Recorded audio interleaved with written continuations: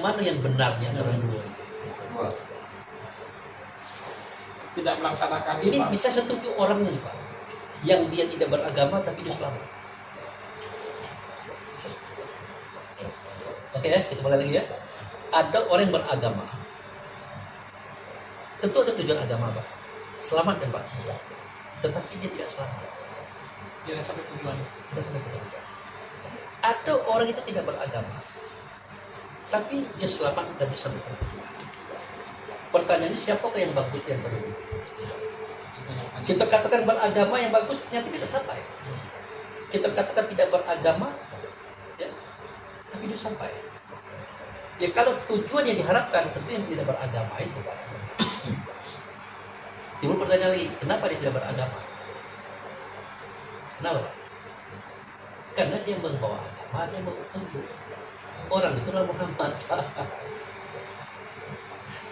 Muhammad itu tidak beragama Pak. Bagaimana mungkin dia beragama? Dia kan membawa petunjuk dan membawa agama. Tapi dia melakukan agama supaya kita belajar dari beliau. Kalau dia diajar ke beliau, macam mana kita beragama? Tapi ini Muhammad yang ini tadi, Muhammad yang anak Abdul Rasul. Ya tadi Muhammad Abdullah. Yang mau Ya, dia jadi contoh harian tuh Muhammad Abdullah. Muhammad Abdullah tadi. Jadi Dia tidak beragama. unik kan Pak? Ada orang yang belajar agama dan beragama tapi tidak sampai kepada tujuan. Ada yang tidak beragama tapi itu sampai ke tujuan. Yang mana yang bagus dan tentu? Tentu jawabnya yang sampai ke tujuan. Ngapain kita kerja tidak sampai? Nah, untuk yang lebih terangnya adalah beliau adalah Muhammad bin Abdullah. Apa-apa. Pak? Jangan jadi mimpi. Iya.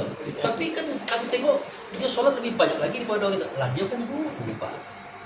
Makanya saya katakan di antara kita umat biasa ini Pak, ada orang tuh Pak tidak perlu lagi sholat, tidak perlu lagi sembahyang, ada sholat terhayal. Ada Pak.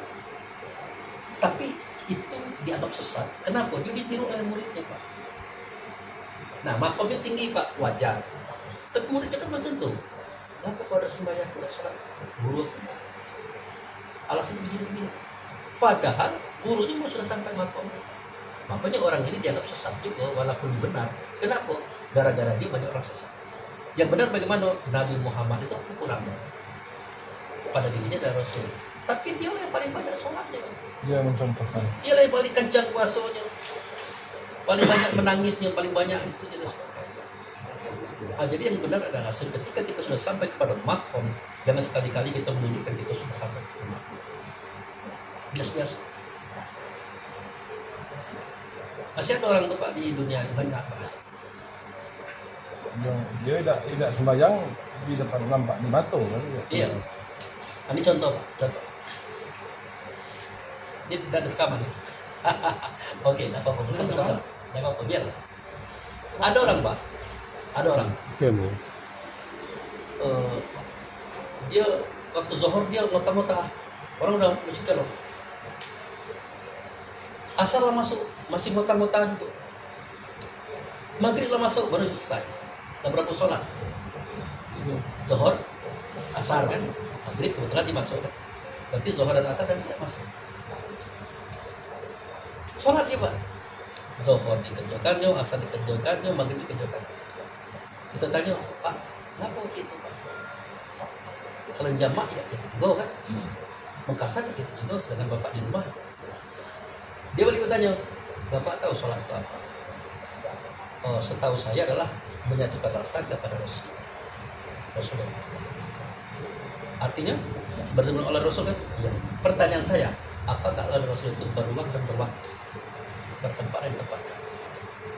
Tidak, itu alasan. Tapi jangan sudah jelas.